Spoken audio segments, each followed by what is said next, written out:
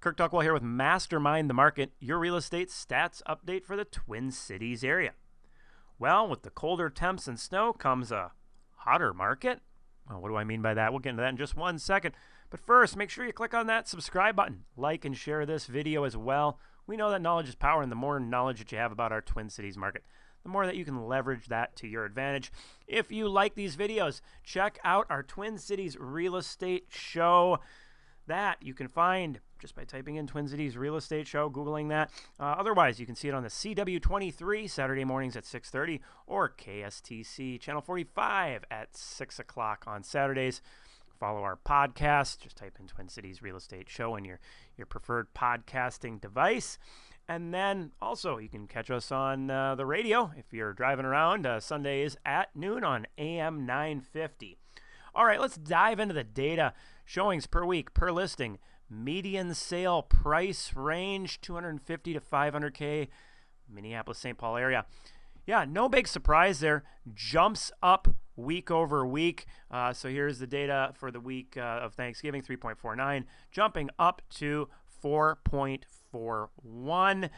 Total number of showings picking up as well. Also not a surprise. 2182 up to 2839. That's going to have a direct impact there on the market meter as we get into that here in just a minute. Looking at new listings coming to the market. Now, this is the Thanksgiving week.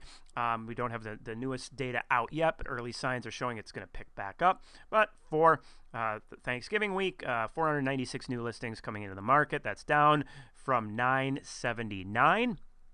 So, again, that's going to play into the inventory, the supply.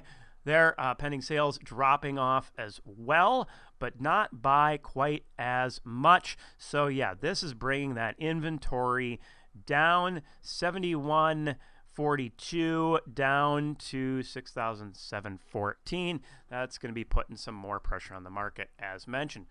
Looking at interest rates, not a whole lot of movement. Yep, this kind of hits the headline. Mortgage rates remain relatively flat, hovering there pretty close to 3%, 3.1, and then up to 3.11. So, yeah, not much movement. So where does all of this put the market meter? Well, if we look at the weekly here, we can see a jump up from a 6.52 to a 6.76.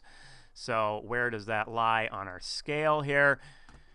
Well, sitting right about here. When we break that 7, we're getting into that pretty comfortable seller's market. I'd say we're still in that mild seller's market range. So, multiple offers may happen, but not necessarily so at this time of year. But look how fast it picks up based on predictions when we look at the monthly and then look at years past when this has happened. So we see that movement up from a 6.43 and then as we end November, a 6.52. I expect that to continue to increase overall, even though we may see a couple down weeks right around the Christmas, New Year timeline. So yeah, prediction to end at a 6.9, finish off the year, but it moves fast, picking up to an 8.5, 9.5 by end of February, and it may pick up faster than that. And that's what we kind of saw last year. It went from 2 years ago, went from a 3.1 up to 6.3 up to 7.14.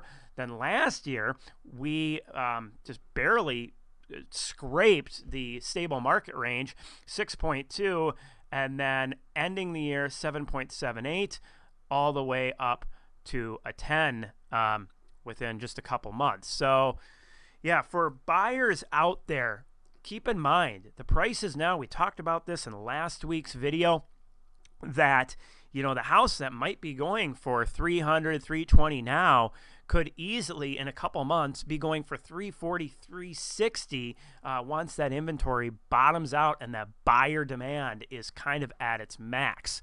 As discussed in previous week's videos, once the inventory injects into the market, that's usually when we see those slowdowns in past years. I'm expecting a little more inventory coming into the market faster this year, so probably a little faster slowdown, but still, it's going to be pretty hectic there for a while. And reverting back to last week's video again, that once those prices make those climbs up, they don't come back down all that much on an annual basis. So staying ahead of the game might be more beneficial to jump into the market as early as possible this year before you get to that top pace of the market in February, March, April.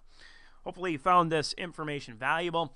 For sellers out there, peak of the market, February, March, April. Actually, if we look at last year, the market started to slow down by mid-March. It was still clipping along at a decent pace, but its peak was in middle of March. So, keep that in mind. If you're thinking about selling for buyers, also keep that in mind.